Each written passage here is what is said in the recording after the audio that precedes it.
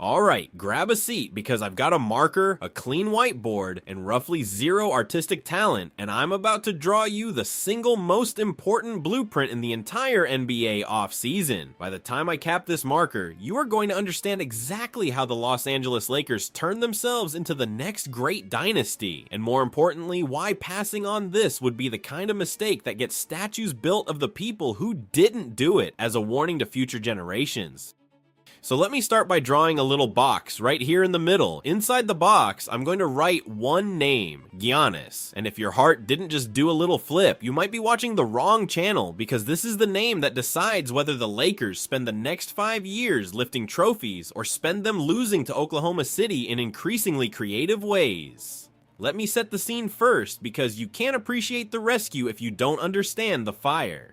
Here on the left side of my masterpiece, I'm drawing the Lakers as they stand right now, and I want to be honest with you because I respect you, so I'm drawing it accurately, which means it's a little sad. This is a team that just got swept out of the second round by the Thunder, 4 games. And the cruelest detail, the one I'm circling in red, is that Luka Doncic, the guy this entire franchise is now built around, the guy who led the entire league in scoring this season, didn't play a single minute of that series because of the hamstring. So the Lakers limped into the playoffs without their best player, ran into a younger, faster, deeper team, and got shown the door. That's the picture. Beautiful, isn't it? No, it's not. That's the point. Now, here's the thing I need you to internalize, and I'm drawing a big arrow pointing at Luka to do it. Luka Doncic is 27 years old. He is a generational offensive engine entering the absolute meat of his prime, and the Lakers have him under contract on a deal they fought tooth and nail to lock down. That is the most valuable thing a franchise can possess, a top 3 offensive player in the world in his prime who isn't going anywhere. But here's the problem, and I'm drawing a little storm cloud over the rest of the roster to illustrate it. Outside of Luka, what is this team? LeBron James is an unrestricted free agent this summer. He turns 42 in the middle of next season, and every signal in the league suggests he may close out his career somewhere else, with Cleveland reportedly ready to roll out the red carpet for a homecoming. So the Lakers are staring at a future where they have the perfect young superstar and a giant LeBron-shaped hole next to him. That hole is the whole story. That hole is what we're here to fill. So let me wipe LeBron's side of the board clean, gently, respectfully, with the reverence a 4-time champion deserves. And let me draw in the answer. And the answer, the reason we're all here, is that the most physically dominant basketball player on planet Earth just walked onto the trade market. Giannis Antetokounmpo, 2-time MVP, a champion, a finals MVP. And here's the part I'm putting in capital letters because it matters. The Milwaukee Bucks are open for business. This isn't a fan fantasy I cooked up at 2 in the morning. ESPN reported the Bucks are taking calls and offers. Ownership has said publicly that a resolution is coming before the draft on June 23rd, and Giannis himself has made it clear he believes the time has come for both sides to move on. Translation, and I'm writing it on the board. The Greek Freak wants out, and Milwaukee is ready to let him go. Generational big men in their prime do not become available. It happens roughly never, and it's happening right now. So let me do the fun part. Let me draw 2 circles side by side. This one's Luka, this one's Giannis. And watch what happens when I connect them with a line, because this line is the most terrifying thing I will draw all day. Picture the basketball. Luka Doncic is arguably the best passer in the league, a guy who can see a play, develop 3 seconds before it happens, and drop a dime through a keyhole. Now give that passer the greatest rim runner and lob threat the sport has ever produced. Giannis catching lobs from Luka in transition is not a basketball play, it's a crime scene. You're gonna need to call somebody.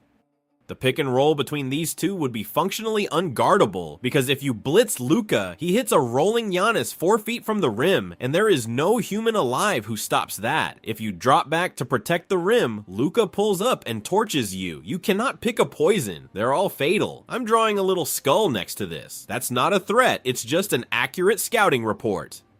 But here's where I get to address the thing that's been bugging the smart people in the back of the room. The ones already typing, but they both need the ball into the comments. And you're right to bring it up, so let me draw it out honestly. Yes, Luka likes the ball. I have never seen a man more committed to a long-term relationship with the basketball. And I say that with love. But here's the beautiful secret. Giannis doesn't need the ball in his hands to be devastating.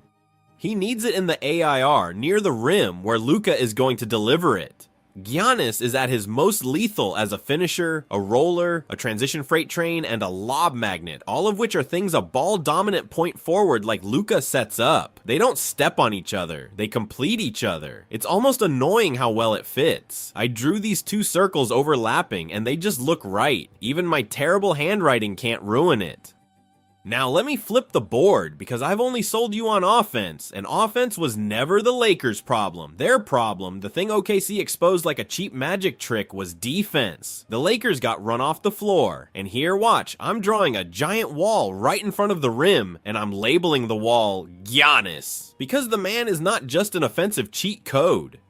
He's a defensive player of the year caliber monster, a guy who can guard 1 through 5, switch onto anybody, erase shots at the rim, and anchor an entire defense by himself. The single biggest weakness on the Lakers' roster, the reason they got swept, is the exact thing Giannis fixes overnight. You don't just add a star, you add the star who patches the precise hole that killed your season. That's not a luxury, that's a prescription. Okay, time for the objections, because I promised you honesty and I'm not going to pretend this is risk-free. Let me draw a little courtroom on the side here, and I'll play both lawyers. First objection, and it's a real one. Giannis is 31, Luka and Reeves are 27. The timelines don't match. There's even a Western Conference executive who said exactly that the Lakers should be hunting guys in their early prime to grow with Luka, not a 31-year-old. And I'll concede the point has teeth, but here's my counter, and I'm underlining it twice. You do not pass on a top 5 player on earth because of a 4-year age gap. 4 years. Giannis isn't 36, he's 31, in absurd physical condition, putting up 28, 10, and 5, while shooting over 60% from the field. The timeline concern assumes the Lakers have all the time in the world to build the perfect young core. They don't. Luka's prime is happening now. You win with the prime you've got, not the one you're hoping arrives in 2029. Second objection, and this one I'm drawing as a piggy bank with a crack in it. The Lakers don't have the assets. And this is the most legitimate concern on the whole board, so I'm not going to wave it away. ESPN's own Bobby Marks pointed out the Lakers are thin on draft capital and young players, that they're limited in which picks they can even move, and that Dalton Knecht is basically the only former first rounder still on a cheap rookie deal. That's real. The Lakers don't have a war chest of picks like Miami or Portland do, so how does it get done? Let me draw the mechanism. The framework floating around the league from people who do this for a living hinges on a sign and trade involving Austin Reeves, who is one of the best free agents available this summer, packaged with young pieces like Vanderbilt, Jake LaRavia, Knecht, Nick Smith Jr., and the few first-round picks the Lakers can move, like 2031 and a protected swap. Is it a slam dunk? No. It requires Milwaukee to actually want Reeves and the young guys, and it requires some creativity. But it's a real constructible path, and there's even a backup plan I'm sketching in the corner. If a trade can't happen this summer, Giannis is on what's essentially an expiring deal, which means if he plays out next season in Milwaukee, the Lakers could chase him in free agency in 2027 with cap space. There's more than one door into this room. Third objection, and oh, I'm drawing this one with a little tombstone because it's the ghost of Lakers past. Superstar duos blow up. Remember Kobe and Dwight? Remember the Westbrook experience? And yeah, I remember. We all remember. Some of us are still in therapy about it. The Lakers have a documented history of assembling expensive star pairings that curdled into chaos. So I get the flinch. But here's why this is different. And I'm drawing a line between the two situations to show it. Those pairings failed largely because of fatigue and friction.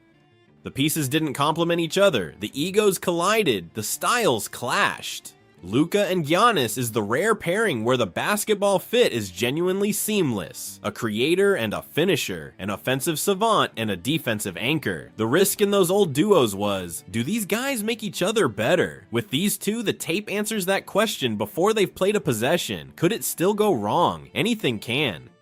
But you don't refuse to swing at the perfect pitch because you struck out years ago on a worse one. Fourth objection, and I'm drawing a little airplane on the board with a question mark on the tail because this one's about destination. Giannis doesn't even want LA. The reporting says he likes Miami, maybe Boston. He wants to stay in the East. And that's true, that's been the buzz. The Heat are considered the front runner because of the Bam Adebayo pairing, no state income tax, and a clearer path through a softer Eastern Conference. I'm not going to lie to you and pretend Giannis has been begging to come west, but here's what I'm circling. In a trade, the player doesn't pick the envelope, the Bucks do. Milwaukee is going to send Giannis wherever the best package comes from, and the second the Lakers put a real Luka Doncic-shaped offer on the table, the conversation changes. Preferences are sticky right up until a superstar realizes he could be throwing lobs to the best passer alive in the biggest market on the planet. And it's not like LA is some long shot he's never considered. Reporting has consistently placed the Lakers on the short list of teams that could land him, with at least one executive flat out calling Giannis the big prize the Lakers are hunting. A stated preference for South Beach is not a force field. It's a starting position in a negotiation, and the Lakers have the one thing money and beaches can't buy: Luka. The Western Conference is a meat grinder. Oklahoma City is young, deep, and built to dominate for the better part of a decade. They just swept the Lakers. They are not getting worse, and the rest of the West is loaded. So the Lakers are in a race, and the question is simple. Do you give Luka Doncic a co-pilot who can actually win you a title, or do you let his prime years tick away while you stay disciplined and build slowly and watch OKC raise banners? There's a version of patience that's wisdom, and there's a version of patience that's just losing in slow motion with extra steps. When a generational player is sitting on the trade block in your conference's arms race with your own franchise star in his prime, patience stops being a virtue and starts being malpractice. And here's the part of the urgency nobody likes to say out loud, so I'm drawing 3 hungry little sharks circling my whiteboard to say it for me. The Lakers are not the only team in the water. Miami is circling, Portland is circling with a pile of draft picks the Lakers can only dream of. Boston is circling. This is a feeding frenzy, and every one of those teams would love nothing more than to land the Greek freak and lock up a contender for the next half decade. So this isn't just should the Lakers get better, it's do the Lakers get the prize, or do they hand it to a rival and then have to beat that rival, with Giannis on the other side for the next 5 years. Imagine passing on him this summer and then watching him win a title in a Heat jersey. Imagine explaining that to Luka Doncic in his exit interview. The cost of missing isn't just staying the same. The cost of missing is actively making someone else terrifying. That's the math that should be keeping the front office up at night. The Lakers are not a normal franchise. I'm drawing the little logo badly, but you get it. This is a team with a new ownership group under Mark Walter that has every intention of winning at the highest level. A team in the most desirable market in the sport. A team that players have wanted to play for since before half the league was born. Giannis going from Milwaukee Winters to playing alongside Luka Doncic under the lights in Los Angeles. Chasing rings in the biggest market in basketball is not a hard sell. It's the easiest sell there is. The Lakers are exactly the kind of stage a legacy-obsessed superstar dreams about for the back half of his prime. This is the franchise that's supposed to do exactly this. Sitting it out, playing small, watching Miami or Boston or Portland land the prize instead. That would be a betrayal of everything the purple and gold is supposed to stand for. And let me just let you live in it for 1 second, because I think we've been so deep in cap mechanics and draft picks that we forgot to dream a little. Picture a random Tuesday night at Crypto.com arena. Luka grabs a defensive rebound, pushes the ball up the floor, and Giannis is already gone, sprinting down the middle of the court like a man who heard the snack bar was closing. Luka throws it somewhere near the moon, and Giannis rises up and detonates it through the rim, while 2 defenders quietly reconsider their career choices. The building loses its mind. Now picture that happening 8 times a game for 82 games into May, into June. That's not a highlight package, that's a Tuesday. That's the everyday reality of putting the best passer in the world next to the best lob finisher who has ever lived. Fans would be showing up in the first quarter, which, if you know anything about Los Angeles crowds, is the most shocking prediction I will make on this entire whiteboard. Here's the full picture. You've got Luka Doncic, 27, the best offensive engine in the league, locked in his prime. You add Giannis Antetokounmpo, the most dominant two-way force alive, who fixes your defense, gives Luka the perfect finishing partner, and turns your closing lineup into something other teams have nightmares about. You surround them with the right role players, you let the basketball fit do the talking, and you don't stop until the confetti falls. I'm drawing the banner now, up in the rafters, right next to all the others, because that's what this is about. Not one good season, a dynasty.